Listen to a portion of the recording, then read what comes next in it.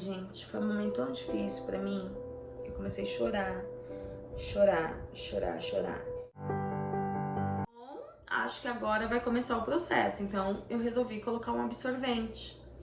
E falei pro Sasso, olha, acho que o processo tá começando. Então, é agora, né? Ele é.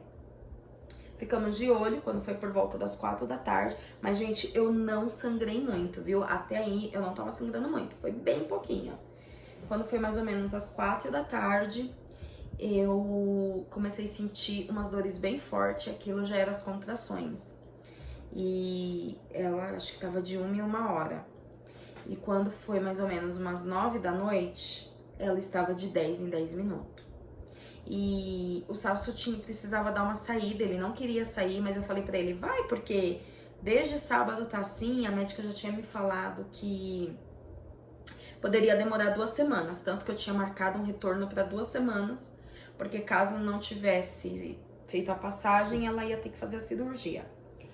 Aí ele foi rapidinho, ele tinha que comprar algumas coisas para as crianças, comer, tudo. E eu liguei pra ele e falei assim, olha, eu tô com dor de 10 em 10 minutos e elas estão insuportáveis. E tão piores do que as dores que eu sentia da vidinha de 7 em 7 minutos quando foi pra eu ganhar ela. Ele tô indo pra casa, ele veio pra casa, chegou, ele colocou as crianças na cama e a gente desceu pro meu quarto. E aí no que a gente desceu pro meu quarto, eu tomei um banho e fui deitar. E na hora que eu fui deitar, gente, as contrações começaram de 1 em 1 minuto. Isso tudo já era 11 e pouco da noite.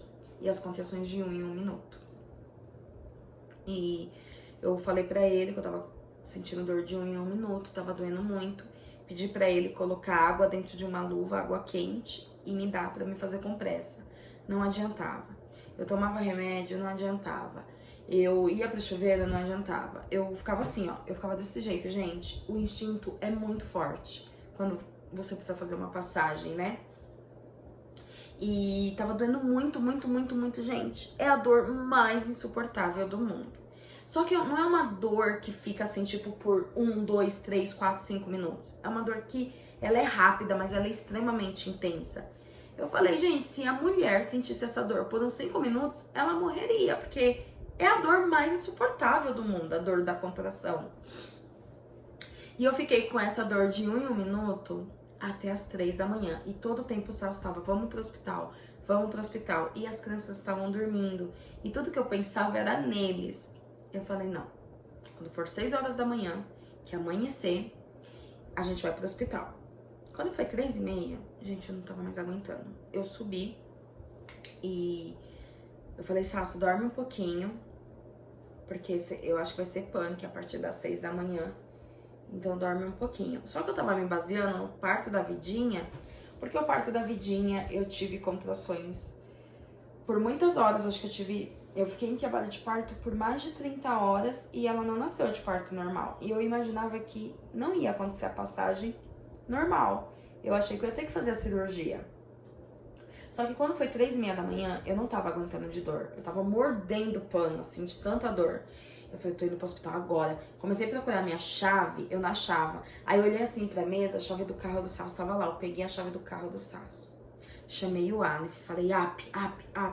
Eu não conseguia falar, Eu falei, tô indo pro hospital, eu acho que o bebê tá passando, eu tô morrendo. Ai, fecha a porta. Aí ele, tá bom. Gente, eu saí, o hospital é 5 minutos da minha casa. Eu passei todos os semáforos vermelhos. Eu tava morrendo de dor, eu não tava aguentando. Cheguei no hospital. Quando eu cheguei no hospital, fui sem documento, sem nada. Quando eu cheguei no hospital, eu chorava, mas assim, sem querer chorar. Tava chorando. Meu corpo tava botando lágrima pelos meus olhos. E eu falei assim pra eles lá, tô abortando, meu bebê deve estar passando, não sei o que tá acontecendo. Aí, eles já me levaram lá pra dentro e fizeram exame e falaram, não tá. Aí a médica falou assim, olha, eu vou fazer o seguinte, eu vou te passar um remédio super forte. Sua dor vai passar e eu vou te dar uma receita.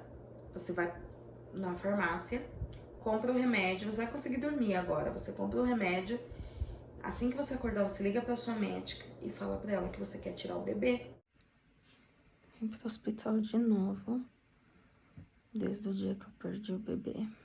Sábado, eu fiquei com o aborto retido. Sábado foi o dia que eu descobri que os batimentos cardíacos não estavam mais presentes. Domingo a gente confirmou. Ontem eu fui na minha consulta, não filmei porque eu tava bem abalada. Mas a médica me deu 3 opções.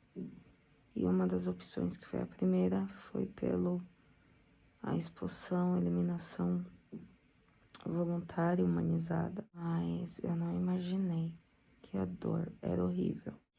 É como um parto normal, as contrações. Enfim, gente, é uma dor horrível, insuportável. Quem já viveu isso sabe como é. E eles não podem me dar a segunda opção nem a terceira.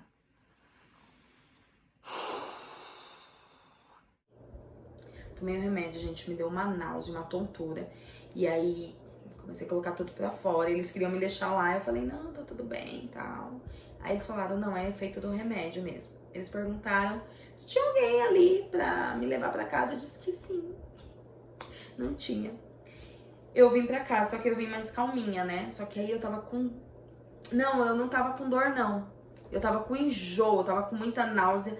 E eu me segurando assim, porque eu tava assim, ó, dirigindo assim, ó. Aí tinha o semáforo, eu tava, abre o semáforo, abre, eu não posso passar mal. E aí eles me deram uns negocinho. Vou pegar um ali pra vocês verem.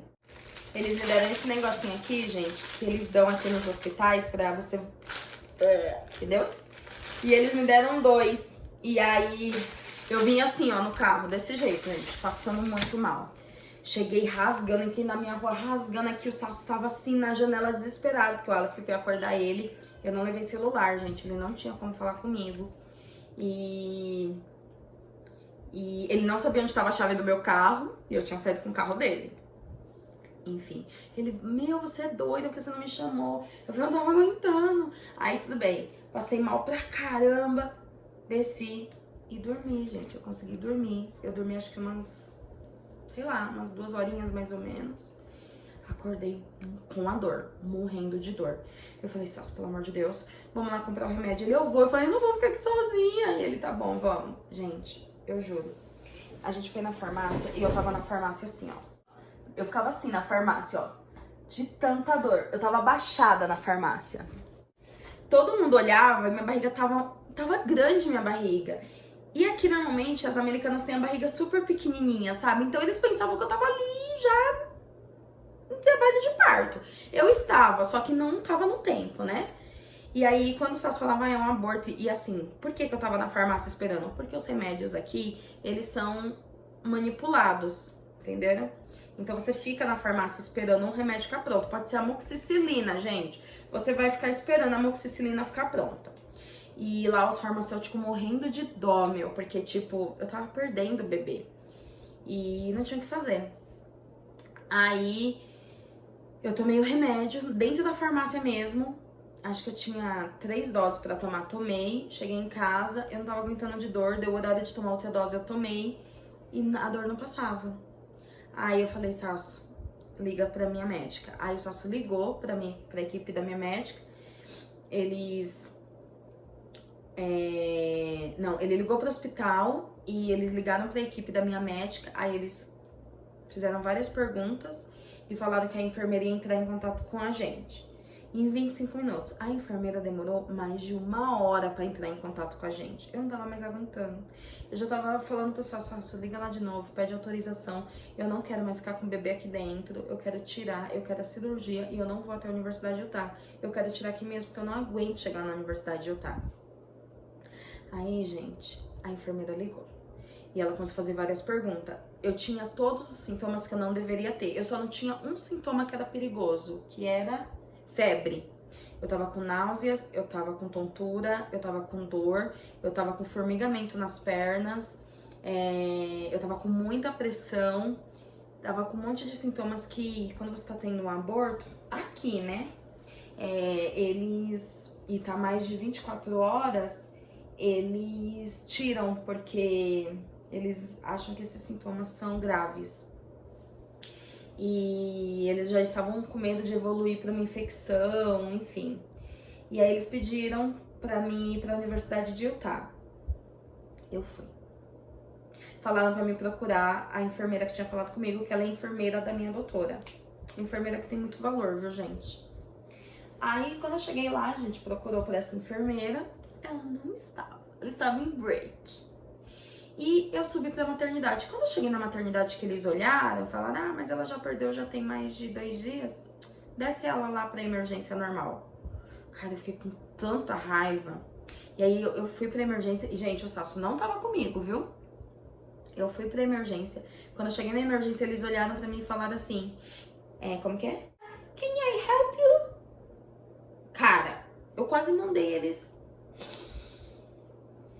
Eu expliquei mais ou menos rapidinho, só que eu tava com muita dor. Eu falei, olha, eu não quero ser atendida por vocês. Eu estou traumatizada com esse hospital. Eu acho que tá tudo errado isso aqui. Eu tô indo embora. Tchau. Eu virei e fui embora. O Sasso falou, e agora, o que a gente faz? Falei, vamos pro hospital do Intermalta. Aí a gente chegou perto do hospital, a gente vindo pra casa. A gente chegou pra cá, a gente virava pra esquerda, a gente virava, a gente ia pro hospital, ou direita pra casa. E eu vim pra casa e uma amiga minha tava com as crianças, só a Vidinha tava com a gente. E quando eu cheguei aqui, eu tava com muita dor. E ela olhou pra mim e falou assim, cara, você precisa voltar pro hospital. E eu falei assim, como ela era americana, eu falei pra ela, liga pro hospital e conta a minha história. Fala pra ela que eu não encontrei minha doutora, que eu não tenho autorização pra tirar o bebê, mas o corpo é meu e eu quero, porque eu tô pagando muito caro por tudo isso. Essa coisa de voltar pro hospital tá me gerando muito dinheiro. E o meu seguro não cobre tudo, o seguro de ninguém aqui cobre tudo. E, eu não tenho nem dinheiro pra pagar essas coisas, eu quero tirar o bebê daqui. Aí ela falou assim, ok. Ela ligou, explicou tudo. Eles falaram, pode falar pra ela vir agora. Eu fui pra lá. Gente, eu indo pro hospital, tá? O hospital é 5 minutos da minha casa. Tem dois semáforos, assim, pra chegar lá, chegar lá no hospital. A gente parou no primeiro semáforo, eu tava tendo contração. Eu olhei pro Sasso e falei assim, Sasso, que louca essa coisa da contração, né? Ela vem muito forte, você quer esmurrar tudo, é a pior dor, só que quando passa, parece que nada aconteceu. Parece que, nossa, eu poderia sair saltitando agora daqui. E ele falou, é mesmo, né? Muito louco isso. Aí veio outras contrações e a gente parou no outro semáforo. E no que a gente parou no outro semáforo, eu falei assim pra ele, nossa, era o meu sonho viver toda essa coisa do parto normal, sabe? E eu tô vivendo. Eu tô com contrações de 1 em 1 minuto. A coisa é que eu não vou sair com o meu bebezinho vivo nos braços. Ele subiu pra descer o viaduto, né? Pra chegar no hospital. E eu tive a última contração e gritei. Coloquei a mão assim no banco e gritei, Sasso, o bebê tá saindo. Aí ele, não, tá saindo. Eu tô sentindo sair. Ele, não, eu tava de vestido. E na hora que eu levantei o vestido e coloquei a mão, eu senti que tinha saído. E eu falei, olha. E aí ele puxou assim, olhou e viu que tava saindo. Cara, ele entrou assim, rasgando na contramão no hospital. Ele desceu correndo e falou lá, né, que meu bebê tava fazendo a passagem. O que foi mais desesperador, porque eu gritava olhando, porque foi muito impactante aquilo pra mim. Eles vieram, uma equipe enorme, um monte de médico, um monte de enfermeiro. A gente era médico que não acabava mais, com um bercinho. Na hora que eu vi o bercinho, eu comecei a gritar. Não, eu não tenho um bebê grande aqui. O meu bebê é pequeno, eu tô abortando. Aí eles pararam. Eles vieram com um cobertorzinho, sabe? Paninho de bebezinho, com uma cadeira de roda. E eles, não, it's okay, that's fine. Porque não importa que você tá perdendo, não importa que é um bebê pequeno. Você tem o mesmo tratamento de uma mãe que chega no hospital parindo, porque você está chegando no hospital em deliver. fazendo uma entrega, parindo, essa é a palavra. Eles me colocaram na cadeira de roda, quando eles me colocaram na maca e me levaram pro quarto, gente, era tanto médico em cima de mim, e eu gritava, eu não parava de gritar. Eu comecei a gritar, e na hora que eles cortaram, né, aí, tipo, pulou assim, e aí eu vi, perfeito, bebê, perfeito. As mãozinhas estavam assim no peito, e as perninhas estavam juntinhas, e depois desceu as perninhas, mas tava tudo tão perfeito, só que era enorme, não era uma coisinha assim pequenininha, gente, era assim, ó, era grande, era bem grande, e tava muito perfeito, dava pra ver tudo, e eu não conseguia falar, porque eu só gritava. Aí eles tiveram que ligar pra minha intérprete, pra intérprete conseguir, porque eu gritava em português, pra intérprete conseguir entender o que eu gritava. Eles já fizeram os exames ali e viram que tinha passado bebê, placenta, tudo tinha passado. E eles falaram, seu útero tá normal, tá perfeito, tá tudo certo. E aí nisso o Sasso entrou, porque daí no hospital aqui do Intermalta eles deixaram o Sasso entrar. O Sasso tava com a vidinha, ele colocou máscara, colocaram um pano assim por cima do bebê conforto da vidinha, eles entraram. E aí eles pediram autorização pra levar o bebê pra fazer a autópsia. Gente, eles trouxeram uma caixinha de vidro, com todo o amor eles colocaram, o bebê, eles olharam, eles me deram pra eu segurar, sabe?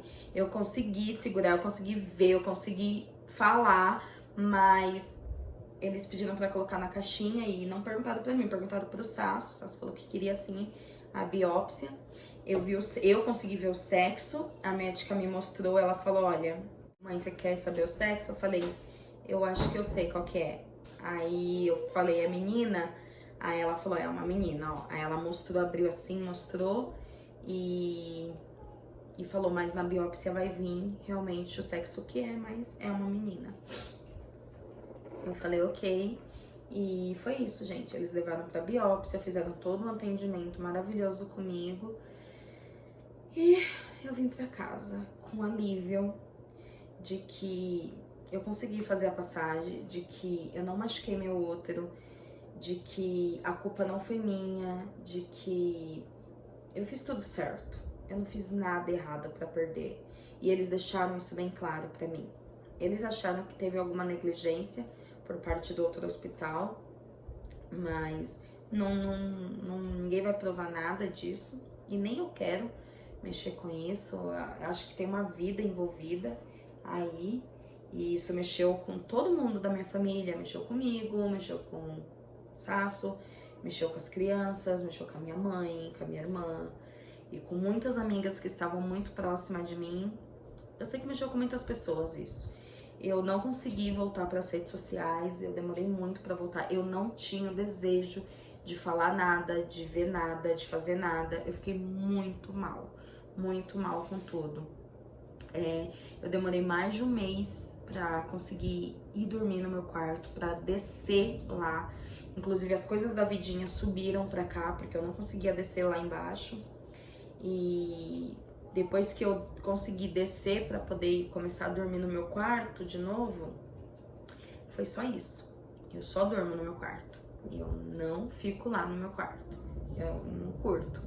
E começou a ficar um clima muito pesado dentro da casa. Não entre eu e minha família, mas a casa. Ficou com um clima muito pesado. A gente começou a ficar muito preocupado com tudo isso, principalmente o Sasso. Eu não tava bem psicologicamente mais aqui e foi super tenso. E no dia 14, ontem, eu peguei o laudo e eu descobri algumas coisas. Eles falaram pra mim que o meu médico ia ligar, aliás, que o médico especialista ia ligar hoje pra mim, mas eles ligaram ontem mesmo. E aí juntos a gente começou a grifar algumas coisas. Peraí, amor. E ele começou a me explicar. Foi bem tranquilo fazer esse vídeo por conta das crianças que estão aqui. E eu sei que Eu sei que o Pai Celestial sabe de todas as coisas, mas isso é a última coisa que uma pessoa que acabou de perder um bebê quer ouvir. Ah, Deus sabe de todas as coisas.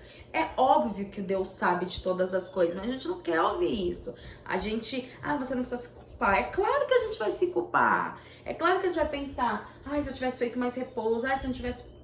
É óbvio, né, gente? Mas uma coisa que eu sabia, eu não queria ouvir, era que eu tinha que aprender alguma coisa com isso. E eu não sabia o que era que eu tinha que aprender. Mas desde o primeiro dia que eu fiquei sabendo que o coração da bebê tinha parado de bater, eu olhava para as crianças, eu não queria estar aqui, sabe? Não tô falando eu queria morrer, não, eu não queria estar aqui vivendo esse momento. Mas eu olhava para os meus filhos e eu pensava, mano, ainda bem que eu tenho vocês. E eu falava isso pra eles, mano, eu olhava pra eles e falava assim, ainda bem que eu tenho você aqui. E ainda bem que eu tenho você aqui. Todo momento que eles vinham perto de mim, eu falava, não, ainda bem que eu tenho você aqui. Se ainda bem que a mamãe tem você aqui. Pra vidinho, eu abraçava ela e falava, ainda bem que a mamãe tem você, bebezinha aqui. Eu tenho uma bebezinha, sabe? Eu ficava assim.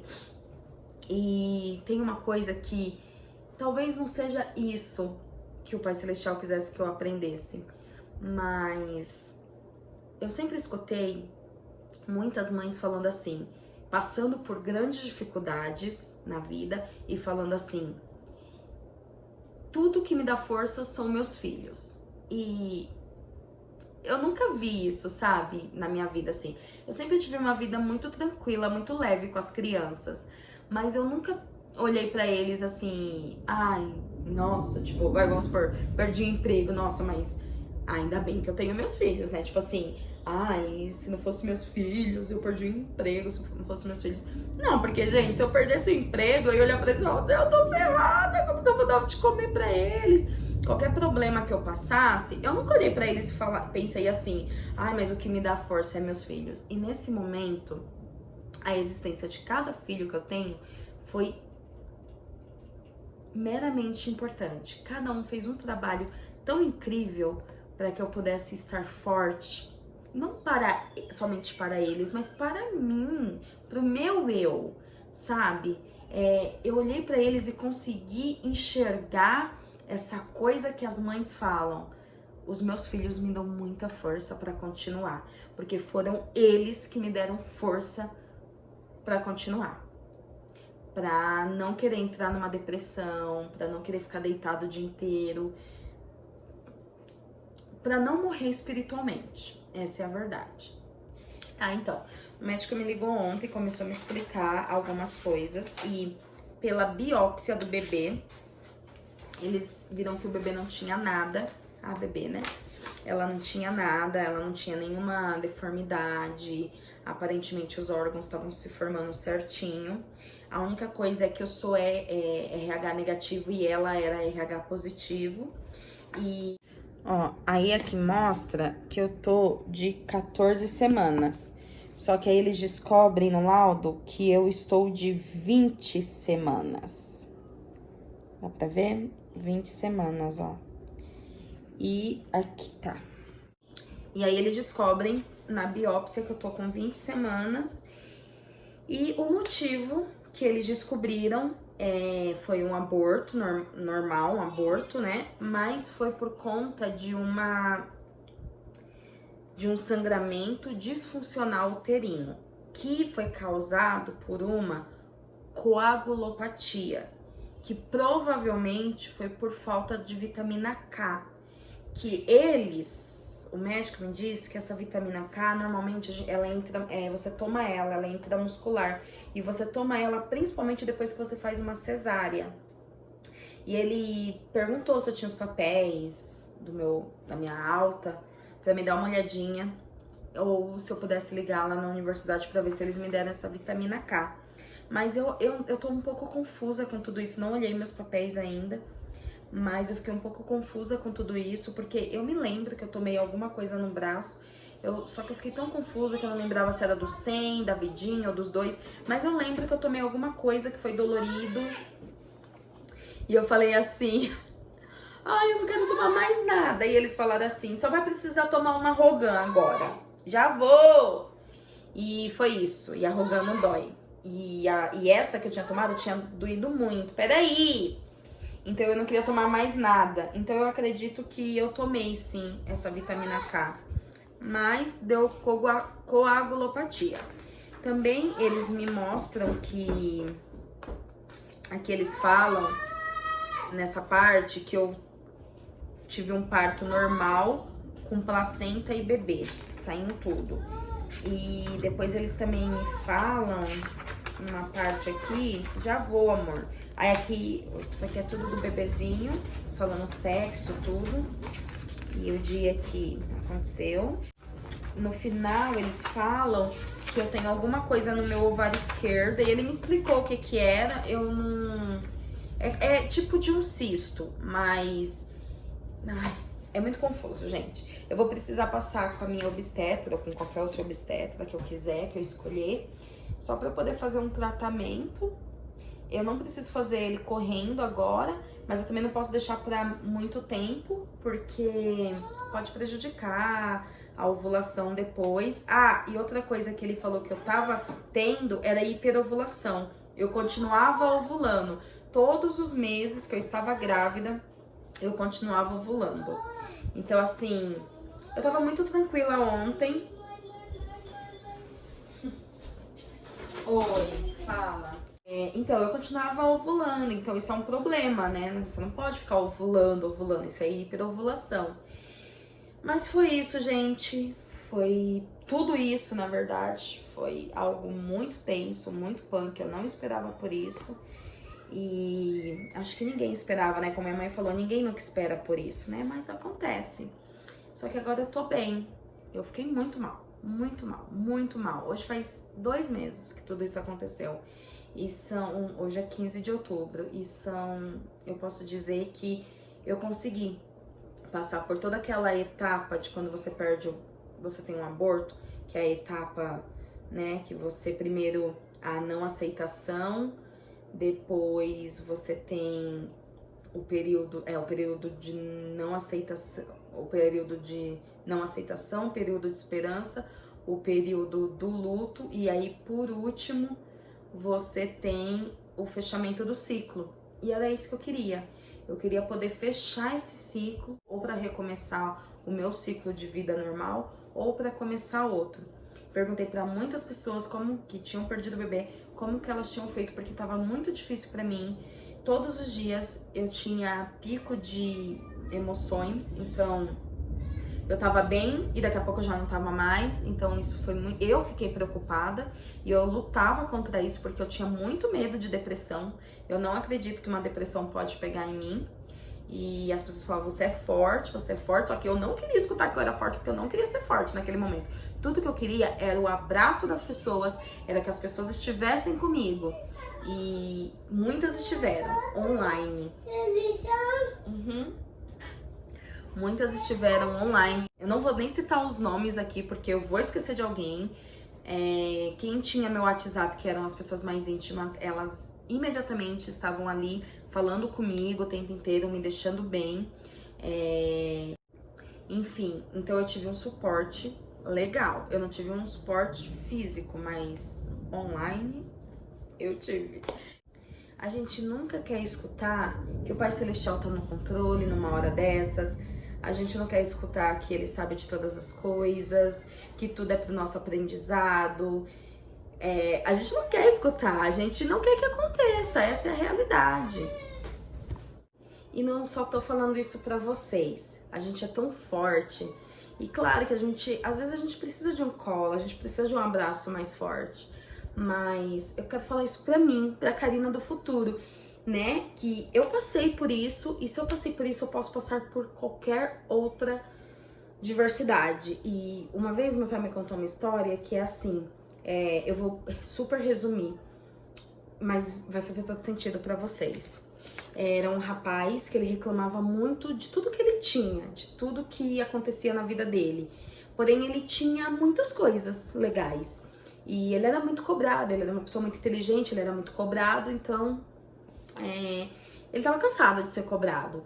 E aí um dia ele se encontrou com Deus. E aí ele Pai Celestial falou pra ele, né? Ai, meu filho, o que eu posso fazer pra te ajudar, tal, tal, tal. E ele disse assim, eu tô cansada, minha cruz tá muito pesada e eu tô exausta de carregar ela.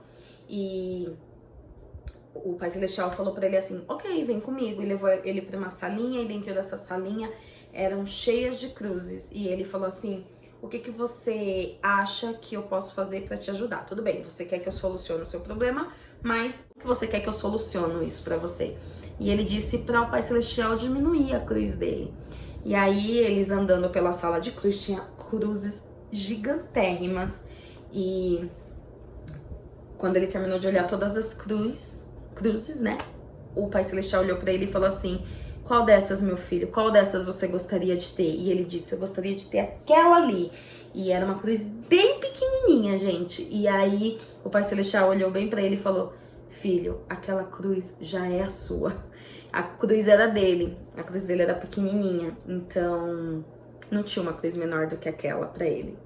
Então, o sentido dessa história é que o Pai Celestial jamais te dá uma cruz que você não possa carregar. E existe aquela parte figurativa de Jesus Cristo carregando a cruz, e ele consegue carregar a cruz dele. E muitas vezes vem as pessoas e ajudam ele a levar a cruz, e a gente sempre tem. Não tem como, gente. A gente, todos vocês, eu, qualquer pessoa no mundo, sempre tem alguém que quando a cruz está muito pesada, ela vai vir e vai te ajudar a carregar a sua cruz. Então, cada um tem a cruz que pode carregar.